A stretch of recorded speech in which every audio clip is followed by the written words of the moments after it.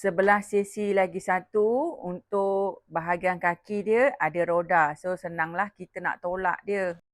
Dan sebelah sesi yang lagi satu untuk bahagian bawah dia ni, kalau kaki dia tak ada roda lah. Dan sebelah sesi yang ini untuk kita buka bahagian bawah. So kalau macam baby tu dia duduk bahagian bawah, nak keluar kita buka yang ni. So senang. Kalau korang nak cari katil yang boleh pakai lama sampai dia dewasa ataupun dah sampai dia dah tak nak pakai, sesuai ambil yang ni. Lepas tu kalau ambil set yang macam Kak Siti ambil ni, dia akan dapat tempat kita tukar dia punya lampin, dapat dia punya kelambu, dan juga sesi yang sebelah sini, yang ini kita boleh buka untuk kita nak letak tepi sebelah katil. So kalau dia punya tinggi laras yang ni untuk kita buka lah.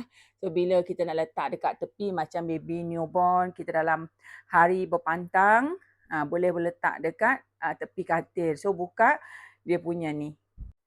Dan yang best dia punya katil dia, kalau baby kita tu dia belum besar macam daripada newborn atau dia belum pandai merangkak ke kan, kita boleh baringkan dia dekat bahagian atas. So bila kalau dia dah pandai berdiri, dia dah pandai mapah, kita boleh turunkan dia punya yang ni ke bahagian bawah.